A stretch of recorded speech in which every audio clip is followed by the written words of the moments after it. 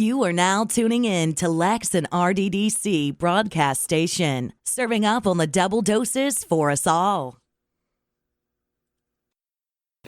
Welcome, everybody, back to the Real Double Dose channel. This is your host, Lex, coming to you straight from the heart where the talk is real and the vibe is always live. Thank you for tuning on here with us again, because here, serving a slice of everyday life is what RDC is all about. For any show requests, feedback, or anything under the sun that you can think of, get a hold of us at Real Double Dose channel at yandex.com. That's YANDEX.com. And as well as you know it better than anyone, realdoubledosechannel.blogspot.com. You can find out all the insights and so much more, and the About Me section with the links to our books and et ceteras and the wonderful guest experts we have on there that are going to be posted permanently. And if you haven't signed up for any travel giveaways, which I know quite a bit of you have, make sure you do that, as well as our free gift card giveaways like you have been. We just want to show our love and thanking. And if you're tuning in to another station that we're on, just remember you can find those again at TuneIn, Stitcher Radio, Spreaker.com, Blueberry.com, Spotify.com, as well as iHeart, iTunes Radio, or iTunes. And then you can go to SoundCloud, Deezer, Google Cast, and so much more. Those links will be at SoundCloud and the Blogspot as well. But without further ado, I want to have this wonderful spotlight with our wonderful guest expert, Aimee Bernstein. So Aimee Bernstein is president of Open Mind Adventures. She is a senior level change accelerator specializing in breakthrough coaching, collaborative teams and cultures, and mindfulness in action training. She is a psychotherapist, keynote speaker, and thought leader in the area of stress reduction, which we all need. Yes, in her book, Stress Less, Achieve More, Simple Ways to Turn Pressure into a Positive Force in Your Life, which is amazing.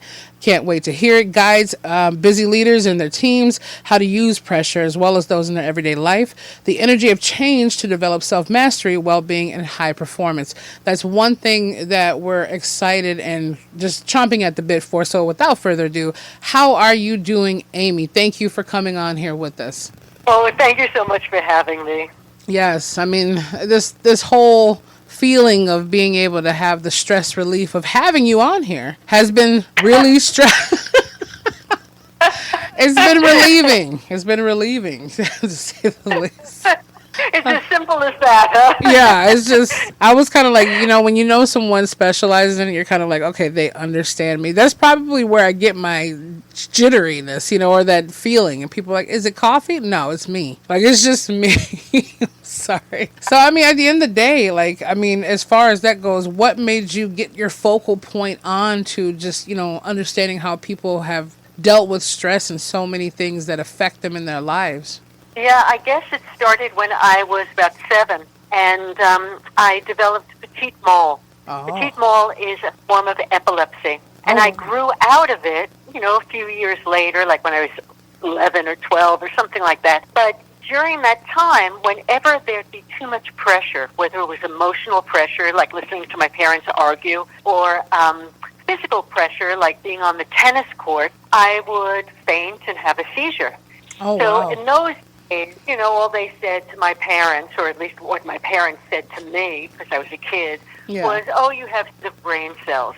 Okay. So, over the years, I didn't have seizures anymore, but I would get dizzy. I'd be in my head a lot. And finally, when I was 24, I met a teacher, a master teacher, who taught Aikido. Aikido is a martial art of peace. Now, I was from New York City. I was a street kid. I wasn't particularly interested in a martial art. That really didn't draw me. But I had an experience with this guy that I couldn't explain. And basically, I was living in San Francisco at the time, and I went to a martial arts festival, and he was one of the presenters. And at the end of the day, everyone got together. Remember, this was in the 70s, late 70s or so, and people got together and we were chanting. And he saw me. He came into the room. He saw me, and he took my hand, and we were all in a circle and started chanting. Now, I was a musician at the time. I was a rock singer. Oh, wow. And I had a degree in music, so I was very attuned to sound. And he held my hand. He made the sound. And the sound seemed like it was going under the ground. Oh, wow. All of a sudden, it was like I was under the ground. Well, when the sound stopped, I got to my regular state of consciousness. And being from New York, I said, that never happened. I don't that stuff. Right? So it happened 3 times. And finally I said to myself, look, I don't know really what happened. I know I experienced something. I know this guy knows something I don't. I'm going to go train with him. This fellow is named Robert Nadeau. He's an 8th Dan Aikido master, and he studied with the founder of Aikido. Both of these guys were martial artists. So they weren't just looking to create a new martial art. Both of them were interested in how the human system aligns to the universal system. Oh. And one of the main things that I got from Robert Nadeau was an understanding that I was not just a physical being, but that I was an energy being. Oh. Now, I know for listeners that's going to sound pretty woo-woo. However, Einstein said it's all energy, that's all there is to it. And quantum physicists say the same thing, that really this is an energy world, that the chair that you're sitting on, even though it seems solid, is actually particles and waves. Yeah. So he taught that we were, through Aikido, because it wasn't just knowledge, it wasn't just information, it was knowledge. Knowledge is experiential. What he taught was how to open up your own energy system and how to align to that energy. He taught that pressure is actually the energy of change. Oh. And it comes into your system as a helper to help you do the job, whatever the job is. So if you're going to run a race, you're going to interview someone, you're going to go out on a hot date, whatever it is, energy is going to come into your system to help you do the job. Now, if you close down to it and you resist it, you are going to feel discomfort, distress, and if you keep doing that as a pattern, disease. But if you open to it and welcome it and align to it, you're going to feel alive and joyful and have high performance.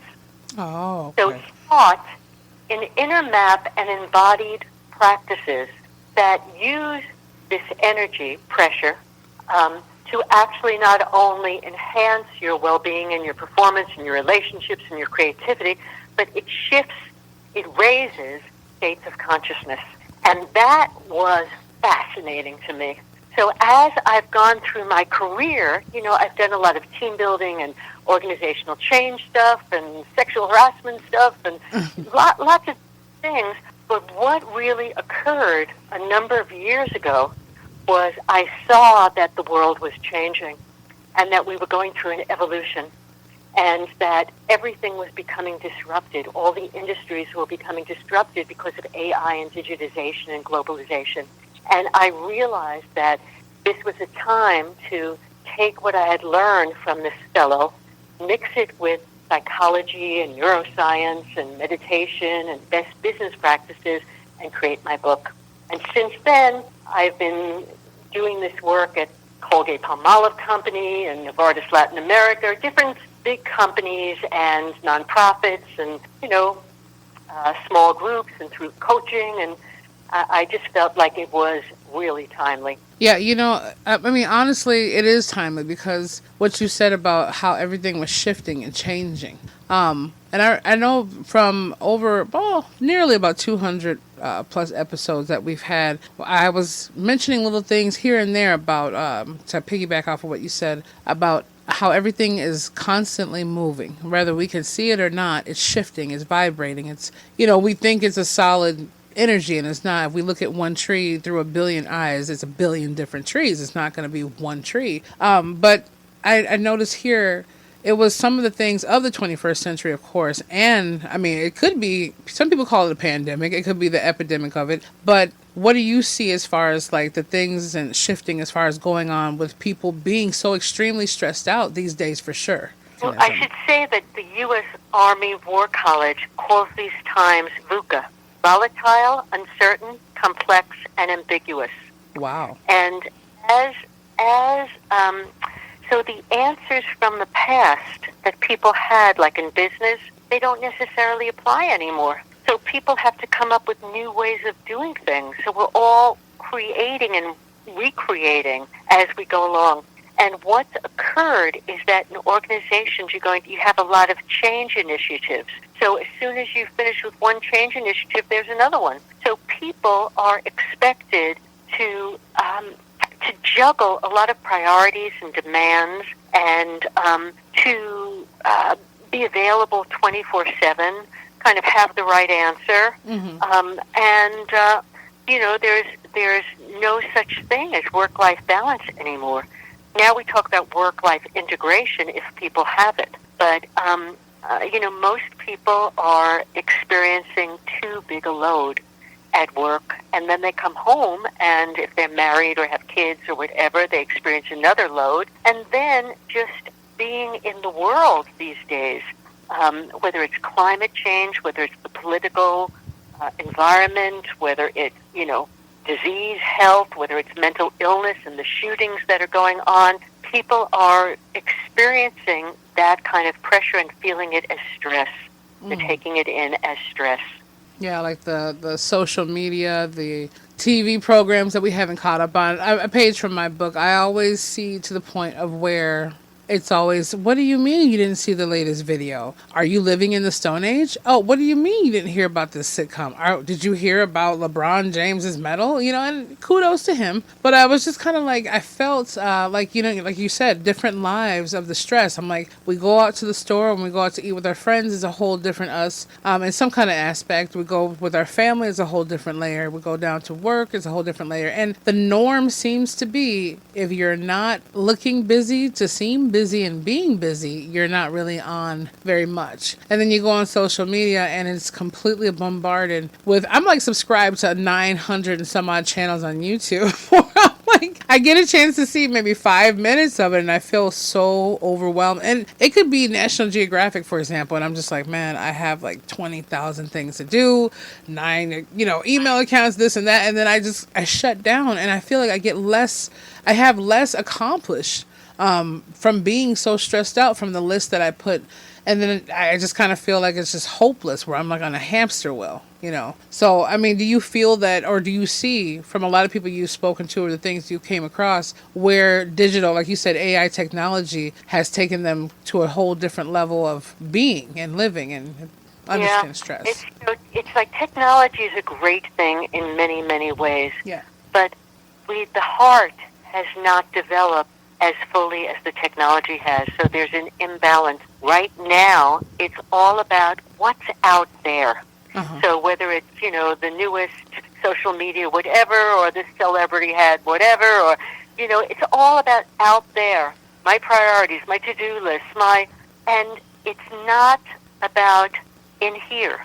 Everything in the universe is a two-beat. The waves go in, the waves go out. Man, woman, day, night. That's the way of creation. We are out of balance with creation because our attention's going out, our energy's going out, but the energy isn't coming back in to nourish and sustain us. That's why you need that kind of self-care. That's why you need an understanding of how to handle pressure so that you're not fighting. That's why you need to be really clear. It's like, it's the old saying, from the point of view of your death, what is it that has meaning in your life? What do you really want people to say about you at that time when you're dying, when you're dead? What do you really want to accomplish? That you have made X amount of friends on Facebook, big deal. That that you have X amount of likes, that you know about what's going on out there. It makes an interesting conversation, but it doesn't really do anything to nurture and sustain you. And that one of the biggest problems that I'm seeing is because even people who do mindfulness practice, meditation practice, they don't do it as ongoing, many of them. They dabble in it, or they do a 3-minute or a 5-minute. Now, 3 or 5 minutes is going to change your brainwave. So if that's what you're doing, hey, great. However, the amount that's coming at you is so much greater, you need to put more in. You need to sustain yourself more. What I've noticed is that the problem is self-love. We're taught to love our neighbors, love love others, right? Our parents or teachers or churches or temples, whatever, told us that's a good person. But not that many people were taught to love themselves. We're either taught to love others or we're taught to heck with everybody else because it's a tough world out there and you better get what's yours and forget about everybody else, Yeah. So, but that thing of self-love, and I do not mean narcissism or entitlement or selfishness. I'm not talking about self with a small s, the ego. Getting a new dress feels great. Hey, good for you. I love getting a new dress. But that's not what is going to sustain me. That thrill is gone really fast. It is. Getting a promotion at work. Hey, I'm a champ. I feel good. I understand. That's great. However, 6 months later, that's not going to sustain you when you're sinking under the amount of new work that you have. Yeah. So when I'm talking about essence, the big S is your essence. It's recognizing that you are unique in this world, that you are perfectly imperfect, and yes. that you are, and that you need to honor this life force in you and nurture and sustain it. That, you know what, that was so, I'm sorry, I was zenning with you right now. I was in the Aimee Bernstein zone. I mean, like, really, we should have like an AimeeBernsteinZone.com. So, I mean, it's not out there, everyone who's listening yet, but hey, it might be. We don't know about that. You make me, I resonate so much with it. And I felt for a time, it was an out of harmony feeling because I want to practice what I preach and preach what I practice. But I remember on this movie that starred Monique and another one, it was called Fat Girls, PHAT. It was like probably about maybe a decade ago. And I remember she was trying to go on this whole journey, not to focus it only on weight loss, but she was, I want to be this and the world is this and I want to look like this. And he goes, well, that's not your body type. That's not that. And she goes, well, this girl, and he cuts her off and he goes, that girl is hopelessly insecure and incurably unhappy. And that quote just stuck with me. And I think about what you said, and it, from all the thousands of you, or even more, I don't even know. It could, at this point right now, statistically, it's millions at this point. But I'm saying from whoever's 1 equals 1 million who's listening, really resonating with this, really going to take this and all the downloads we see. Like we said before, there's thousands and thousands of downloads. Yes, that's amazing. We are happy and appreciative. But those who it sticks with and moves it forward, or can help someone else apply it to their journey as well as your own life and those really close to you and near your friends, it helps a lot. Because I look at it where when I tell people I've only been alive for about 5 years, they look at me like, what do you mean you're 5 years old, Lex? Really? And I'm like, no, I really am. I'm like, I've had a whole another life before that. But at the end of the day, when I really went inside, because I mean, one of the books that I have coming out later on, obviously I wish I could disclose more, but it's about that whole journey of dying on a whole empathic, spiritual understanding on a whole nother level from how I grew up, knowing the word, and that's still just as profound. But I was like, oh man, I was there. The answers were always from within. The answers were always from the love that I fell in love with myself. Like you said, minus narcissism and that kind of ego where you're beating your chest kind of feeling that just lasts like a small little high. I was feeling that, and everything like coordinated perfectly. And then I'm not saying because I traveled back to Minnesota, but at the same time, I got into that busy world, that busy kind of, I can't meditate and go within and find the answers again because I'm sitting here trying to keep up with my own Kardashians, and that's not even the key. So I felt that it like struck a chord in me, and I'm like, that's what it is. I'm like, I don't have enough time to read 2 chapters out of this book, and I don't have enough, and I'm like, oh my gosh, how far have I detached from it? And in your book, it says in the book, stress less, achieve more, simple ways to turn pressure into a positive force in your life. You differentiate between pressure and stress. So what is basically the difference between those two calibers? Yeah. Pressure is the energy of change. So, like I said before, as soon as you get up, if you're sitting in a chair and you go to stand up, you're going to get more energy coming into your system. You don't even notice it. Like an elderly person would notice it, right, who has a hard time standing up. Mm-hmm. But you don't even notice it. That's just the energy coming into your system to help you do the job. If you resist the energy, that's stress.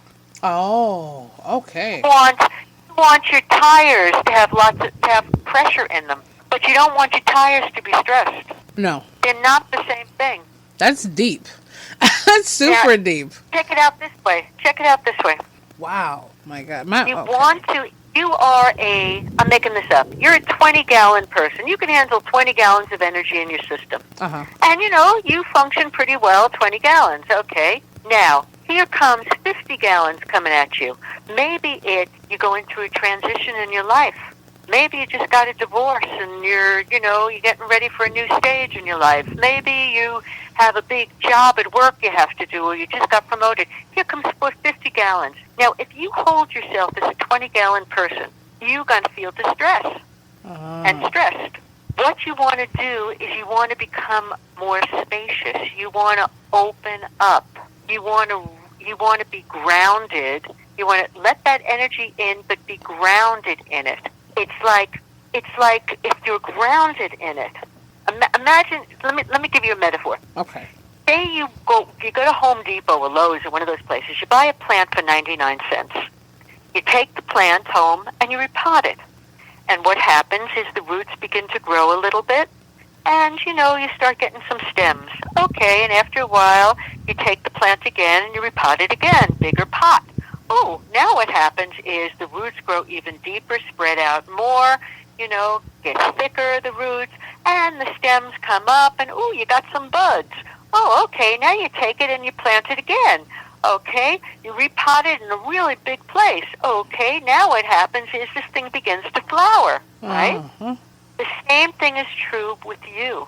As you ground deeper, deeper, deeper, as you become more spacious, once you have that ground, those roots, that you're really deep in there, you're connected to the ground, right? Uh-huh.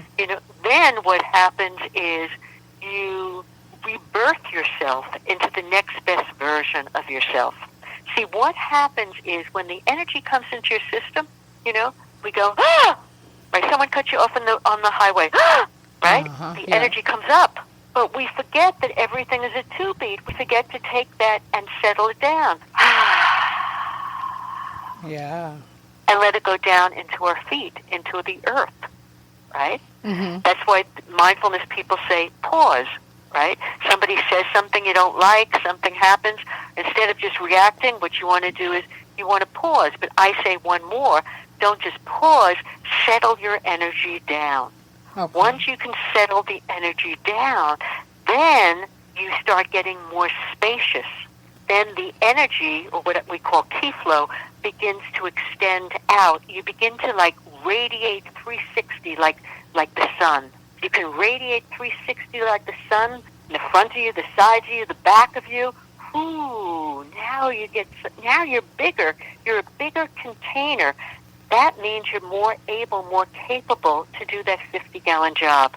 Does this make sense? Yeah. I mean, you're dropping some jewels here right now. I'm putting this in my jewelry box right now. I mean, I started looking at the pot. I started looking at the highway. I thought about myself. It took me there. It took me to I had to look at myself behind the wheel, and I'm thinking, okay, you got a couple more miles to the exit. I'm like, I felt my whole shoulders tense up and my whole hands clench the wheel, and I'm like, where is this energy going? I mean, and I had to just leave it alone at that moment. And I was still tense, even when I got to where I had to get to. My demeanor changed. Yeah. Yeah. See, what you want to do is you want to go with gravity. What we do is when that energy comes on us, we fight it. It comes up. Just like what happened to you. That happens to everybody. Now, what you want to do is you want to settle it down. This exhaling. And if you imagine it like Niagara Falls, going all the way down, Mm-hmm. So it's not about thinking about it or telling stories. That stupid guy who just cut me off, blah, blah, blah. It always happens when I'm on the freeway at such and such time. Forget the stories. Just ground it. Ground it. I was working with a CEO of an international construction company, Canadian company, and he would always be running from one meeting to the other. So what I said to him was, when you get out of your car, walk with elephant feet. Imagine you have big, wide, thick, heavy elephant feet. Now, if you think about elephants, unless they're threatened or something, they walk very slowly. and their feet you always see them kind of in the mud or something, Yeah. Their feet kind of sink in because they're so heavy. Well, if you started walking that way as if you had elephant feet, you would begin to ground your energy. So this guy started doing it. He wasn't late for meetings. It did slow him down a little bit, but he was present when he got to the meeting. He was more there. Oh. I usually give people metaphors to work with because life is going so fast that you need to be able to click into something. So for people who are always so outwardly forward, what I say to them is to sense, feel your back, right? Okay. Because the back has to be equal to the front in order to have a center. What center is in the body is that place between two halves. So say front and back, okay? So now you want to sense, feel your back. Now, if you soften it and surrender your back, pretend there were like pillows back there, that you can just relax into it. Or imagine that you had angel wings, big, wide angel wings, coming past your shoulders, past your physical body. What that would do, if you really sensed it, was it would give you a sense of your back and open up the field, bring your attention to the field in the back of you. Okay. When you had a sense of the back of you, just like the spine is the thing that gives structure to the body, the energy field in the back is the thing that nourishes and sustains you. You won't feel like you're losing yourself so much. You won't feel so pressured to do this and that and that and that and that, because you have this back. You're backed up by something. You're not alone. You're not isolated. You have this back, this energy behind you that's just right there for you. Like a pillow of relief and safety. Yep. Any metaphor that works for you, clouds, pillows, your lover's arms, anything that you feel you can just surrender into. And then when you walk with that. Walk with that sense. Or feel almost like you had a dragon tail coming from your lower spine that was really heavy, dragon tail, iguana tail, and it was lying on the ground behind you, so you almost like had three legs, your two legs, and then this tail. And if you actually played the game of sense feeling it, you would start feeling grounded. Yeah, absolutely. So then when things came your way, you wouldn't be thrown off. Like a tree with a lot of roots. When the hurricane comes, it still stands. Yeah. But without the roots, the tree goes down. You need to have the same sense of root, same sense of being backed up by your own energy field. And that begins to sustain you. Yeah, the sustainability of being sustained. That's beautiful. That is absolutely just, I actually felt the pillows behind me right now. I felt them just kind of just holding me in my arms, and I'm just going to say, that's why people were always asking me, well, Lex, why are you so into Twilight? Now, let me just tell them, the first one, okay? The Twilight movie, when it came out, the Twilight Saga, I could not, it took me months to even, I'm like, I don't want to see this about some high school kids in love. But when I saw it, that's what I had to, you kind of explained that to me from people asking all these years. That's what it meant to me. There's some people that have it differently. Some might just be smelling a certain candle or looking at, a leaf fall from a tree. But between autumn and that's how I felt. I felt like I was literally dancing on clouds. And that's the whole perspective. Because a lot of people say, well, get your 10 hours in, or you're not eating enough vegetables, enough fruits. And that might be the case. But they almost seem like there's something off balance with what you're not putting in from the outer on that. So the journey of self-discovery, the journey of love, in all the ways that you know it to, from your books, The Stress Less, Achieve More, Simple Ways to Turn Pressure into a Positive Force in Your Life, you do have that whole balance zen, where it's like, how do you get to the keys of the self-love from the daydreaming and the stress relieving and the getting to achieve more from being able to be inside of yourself, to love yourself? Yeah, I see self-love as combined with, there are certain components like self-care, self-compassion, self-acceptance, self-value, self-trust, and self-empowerment. So if you take the first one, self-care, what I say to people in business is, don't book yourself for every hour. Give yourself white space in between meetings, where you can just don't do emails. You just come back to yourself and take some breaths or, meditate a little bit or sit and think about what just went on in the day or what you have to do. Self-care. Being able to, when you walk home at night, before you open the door and the kids come at you, mommy, mommy, mommy, or whatever, that you have a deal with them.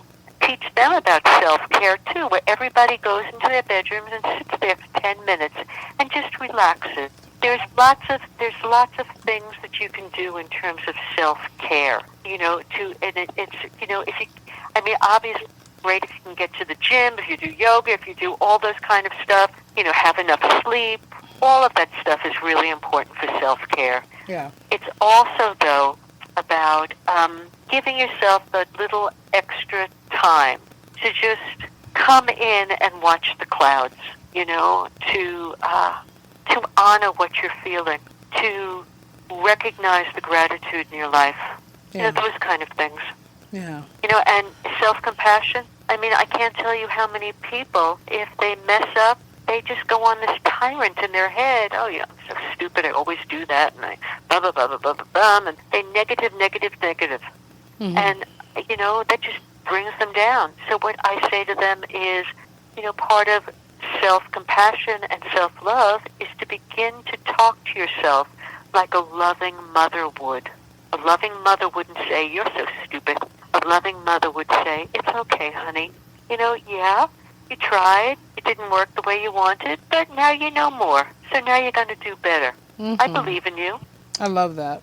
I love that analogy. Yeah. That's true. Yeah, now that I think about it, that's what I have to do. I want to beat myself up and say, you know what, Lex, you could have did this better and you should have did this. And then I'm thinking, that voice comes in and it says, what have I taught you? Like, where have you come and where have you been? Where have you came from to sit there and talk to yourself so down? And it's not going to make the situation better. It just made me more angrier at myself. And I was like, no, it's just going in the same spiral loop. And I always tell them there's a difference between Lex and there's a difference between the goddess. And I let them know when that spirit of intuition came to me to write the words down on those pages that I did, I was learning from what was working through me to write exactly the energy that I had understood. And I tell people now, I'm like, oh, I feel like you guys are trying to humanize me. And they went, what do you mean you're a human? I said, yeah, there's blood and there's flesh. But I'm like, but where I came from, my energy was so strong, I literally was affecting electricity around me. And my family, my friends started seeing it, and they were kind of getting out their chairs like, hey, what? Are you Powder the movie? And I'm like, no. My energy was the frequency in me was just so high. Like, it was so high that I didn't even, it felt like I was walking on air. Like, that's how it felt. And I have to remember, we all have to remember how to gravitate to exactly what that is. I need to check out, stress less, achieve more. That's that's on my to-do list, highly on my to-do list, because at the same time, it will help so much. Just, what I know, too, is I'm not much of an electrician or anything, but, what I know is that you have to ground your wires or else they short out. So when the vibration is really high, you need to have that ground. If you don't, it's not quite right. You might feel high, you might feel good, you might feel wow, but it's harder to function.